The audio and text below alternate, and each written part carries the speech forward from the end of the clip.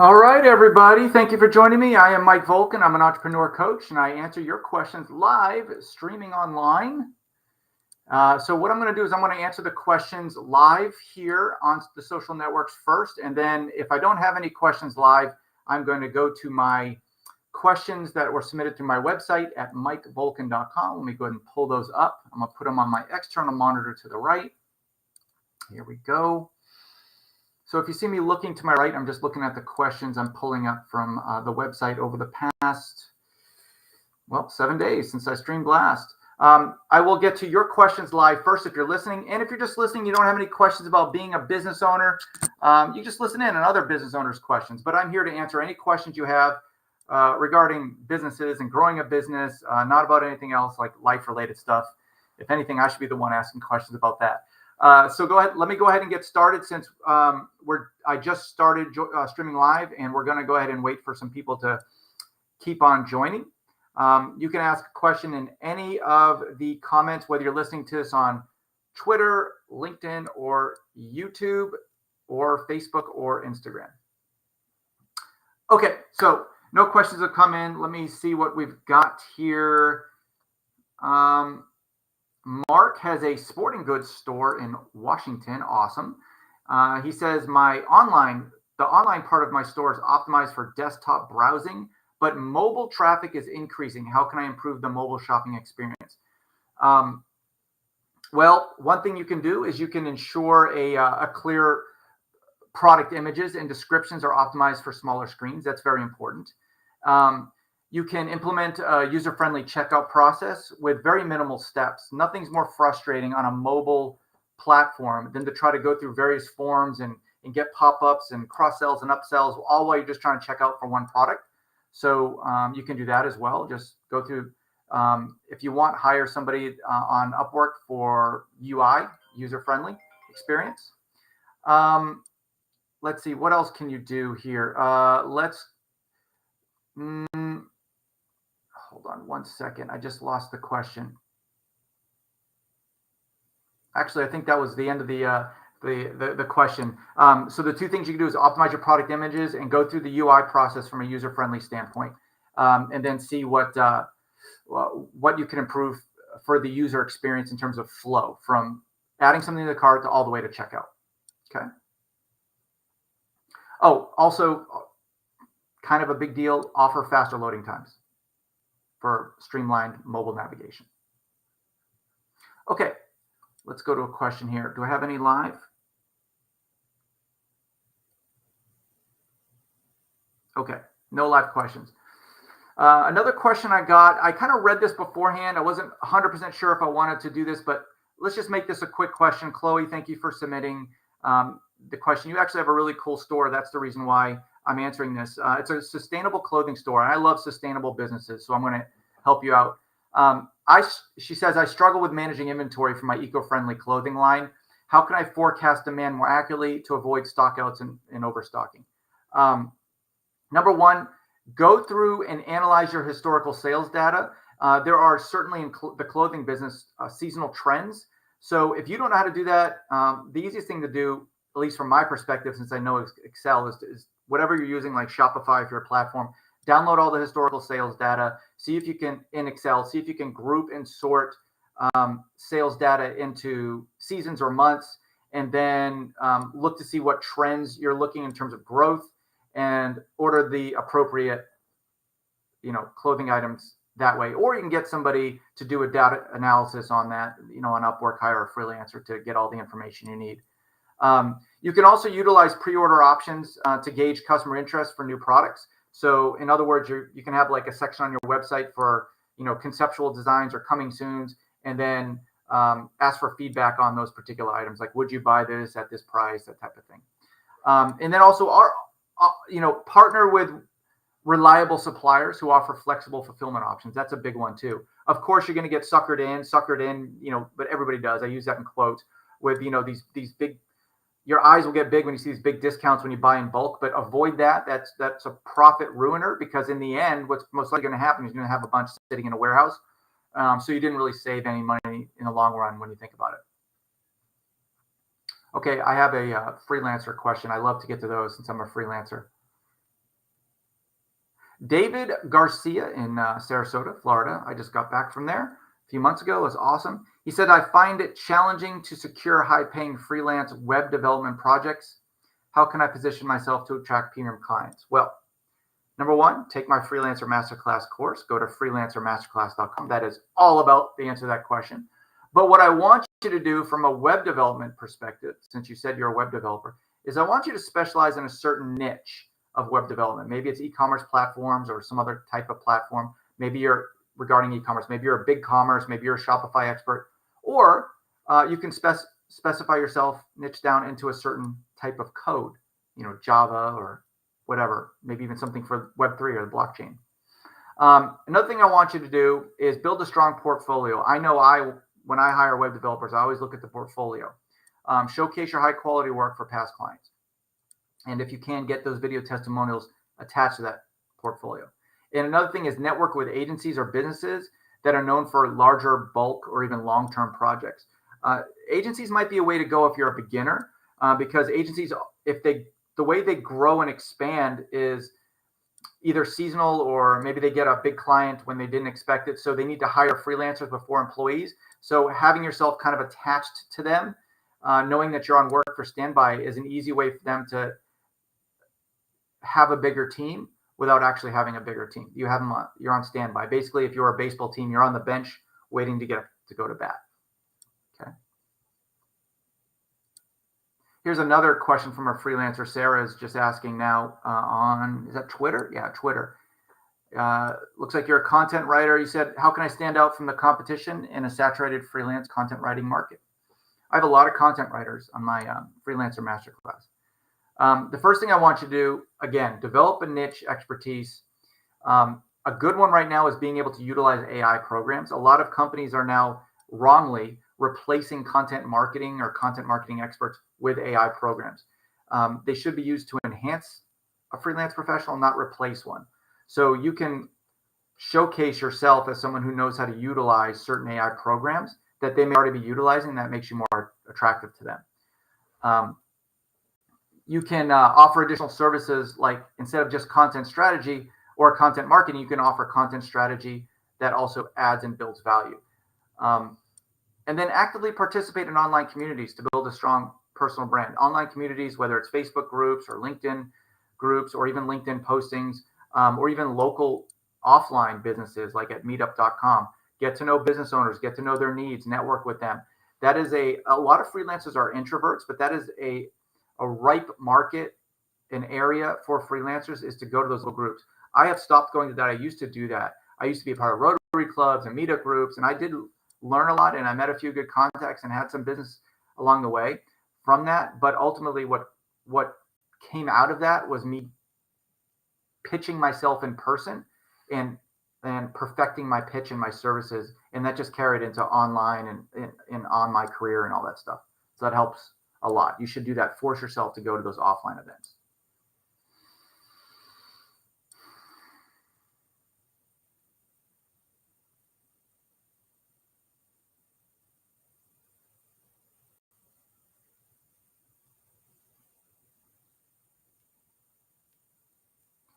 Michael Brown, a growth consultant, a business growth consultant in the Atlanta area, says many potential clients seem hesitant to invest in consulting services.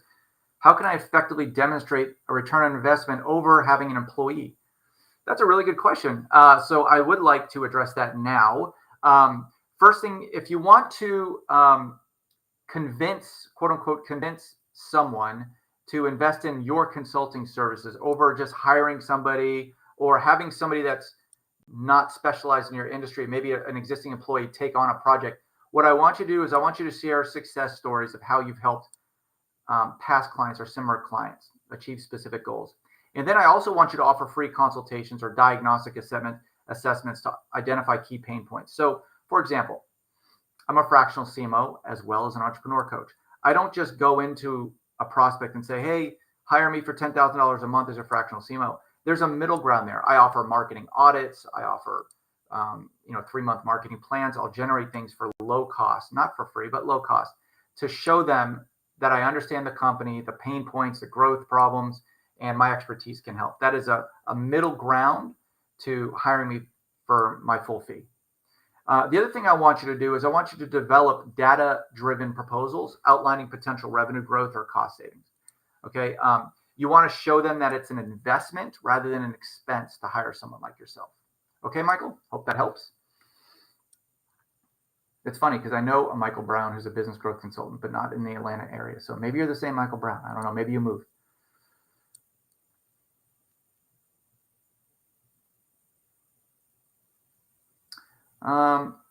Jessica, I see you asking a question live, and I said I was going to answer questions live, but I literally just went over that. You probably just joined me. I literally just went over that question. I just finished about the growth consulting. So maybe watch the playback of this, just for the sake of my audience being quote unquote entertained.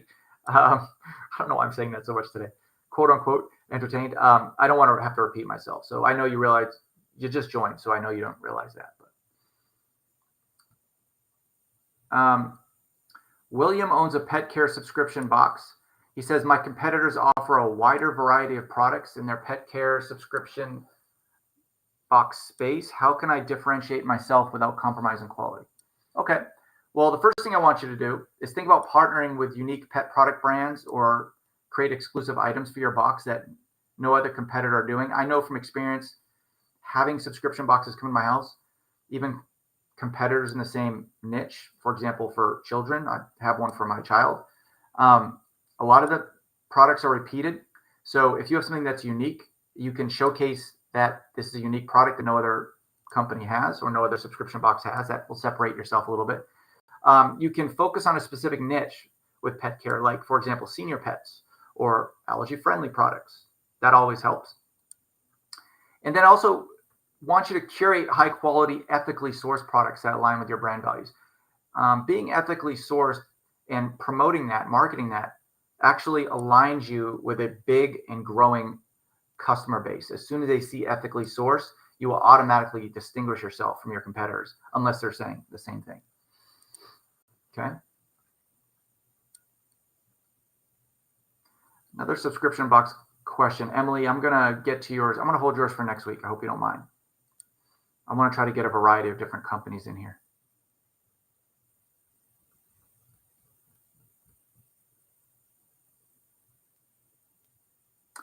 David has an accounting software in Texas.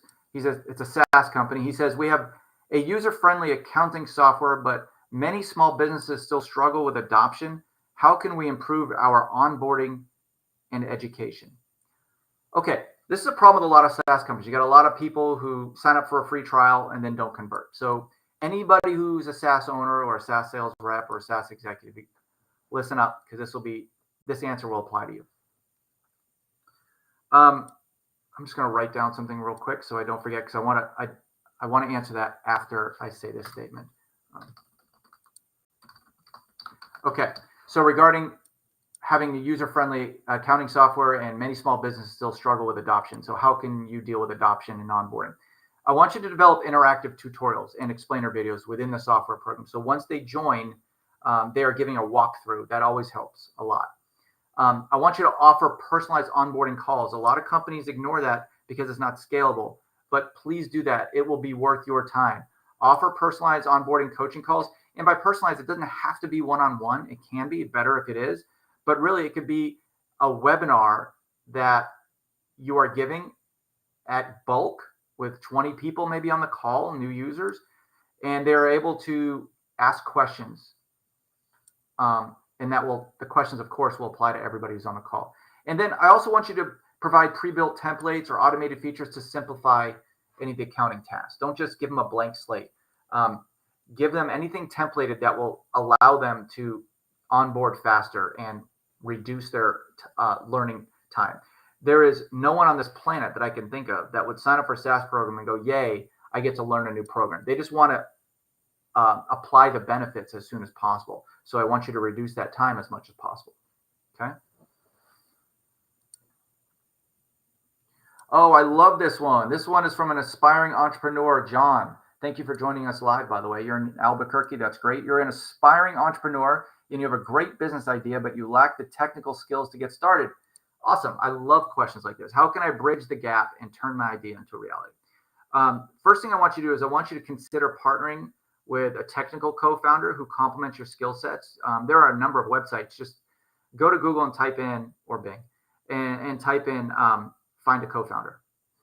There's a lot of so-called founder dating sites. That's one of them, I think, is Founder Dating. Weird name, but it's true. It's not really dating. It's you're finding a co-founder. So if you're more of an ideas person and you need someone for technical implementation, you know that your idea may cost like $50,000 from web developers and tech implementation. You might just want to hire somebody, a tech implementer, or as a co-founder with equity, who believes in your idea, and you guys can share it, share the equity. I also want you to explore online courses and tutorials and boot camps that will teach you entrepreneurship skills, even books. And that will help a lot as well. And then also considering hiring a mentor. I might be biased by saying this, but an entrepreneur coach or some kind of business growth mentor who can help you flesh out your ideas. Well, I mean, even at me at $150 per half hour call, that will help you greatly save money and time as you continue to grow and flesh out your ideas. My favorite coaching clients are ones that are developing ideas I can help flesh out.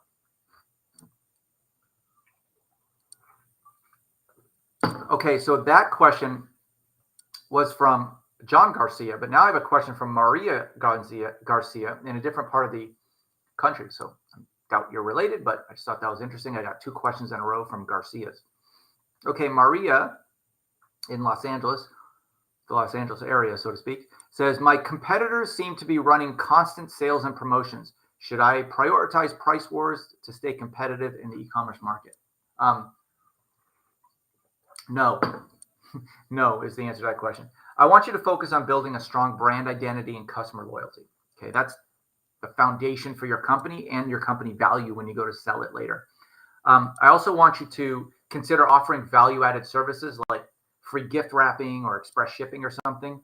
That in some cases, or even many cases, would mean more to a buyer than an extra 5% or your competitor offering 10% off. Now, I do want you to implement strategic discounts or promotions. I'm not saying don't do discounts or promotions at all, but do it towards specific customer segments, and at strategic times. Of course, Black Friday and Cyber Monday. But let's say you have a sports company and you want to do a promotion around the Final Four in March when basketball tournament is. That's fine, or when the U.S. Open tennis tournament is. Just be strategic about your sales in that case. Okay, if you're chasing a bottom dollar, you're not going to be happy with your margins or your business valuation when you go to sell it. You're going to constantly be struggling. So do not worry about your competitors offering discounts. Yeah, they're going to take away certain sales. I'm working with a company right now that does that, has a competitor with fierce promotions and sales. But ultimately, if you stick to your guns and you have a strong value proposition, different market segmentation, and you do have sales of your own, but not all the time and aggressive, then you will be victorious in the end. Okay, let's take one more question here. I'm just looking through some of these online ones. It's hard because these are comments and questions, so I just need to scroll through the right ones.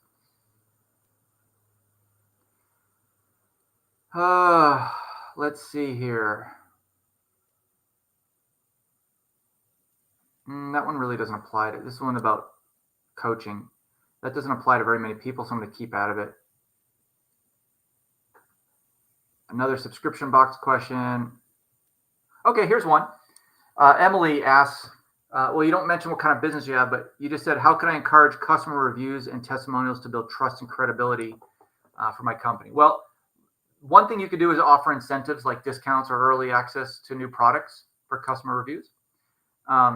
You can also feature customer testimonials and positive feedback on your website and social media channel, and have a segment on there in that section saying, would you like to be featured? A lot of people just like to be on websites and stuff. So you will get a lift just from doing that one sentence in that customer testimonial section. And I want you to make it easy for customers to leave reviews through email follow-ups or embedded forms or something. Just have that visibility out there. Okay, that should be it. Thank you very much for joining me, everybody. And I hope if you have any questions about business ownership or being an entrepreneur, go ahead and submit it through my website, MikeBolkin.com. Check out my Freelancer Masterclass at freelancermasterclass.com. And if you need to hire me for fractional CMO services, I do have one spot available.